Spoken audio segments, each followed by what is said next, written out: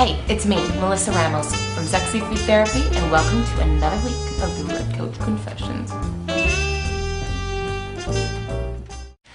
Alright, so this week on the Red Couch Confessions, I have a letter here from Sharon from Calgary, and she writes, "Hi Melissa, I wanted to send you my confession, which is that I'm a 35-year-old stuck in a 90-year-old's body.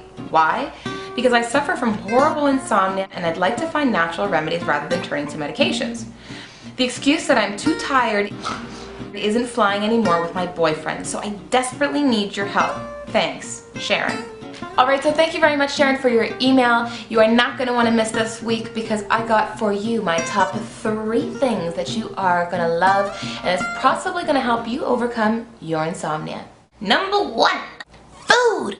So one of the first things is to be able to eliminate things that are going to keep you up. For example, caffeine. Hello?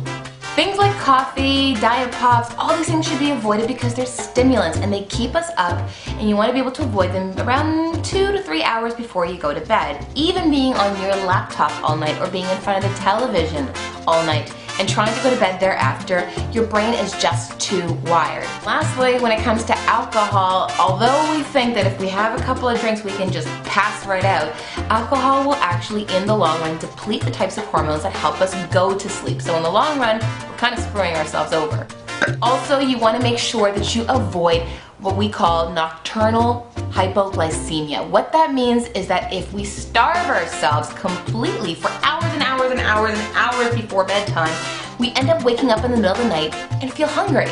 So if you do want to have a snack before you go to bed, I know they say don't eat after 8 o'clock, but if you're starving, have a little bit of carbs, so have a little slice of bread, maybe have some crackers or something, and that way you can be able to make sure that your blood sugars are taken care of right throughout the night.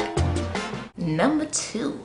Alright, so the other thing that we want to talk to you a little bit about are lifestyle choices. So things like making sure that you are relaxed before bedtime. And I mentioned a lot about staying away from television and your laptop shortly before you go to bed, at least about an hour, but try even meditation. Other things that you can also think about is making sure that your room is completely dark.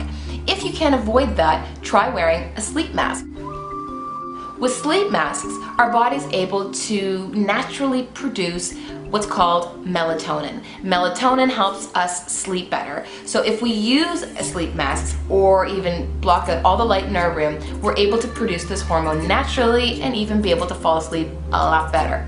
Also, check all the side effects from your medications if you are on any of them, because a lot of medications end up creating insomnia. So if you see and you do some of your own research that your medication that you're currently on creates insomnia, then speak to your medical doctor or your alternative health practitioner. Number 3. So every single week I talk not only about food, lifestyle, but I also talk about supplements. And this week, the supplements that I'm going to be talking to you about are 2. That's melatonin and L-theanine. Before taking any supplements whatsoever, it's very important to be able to understand the cause of your insomnia.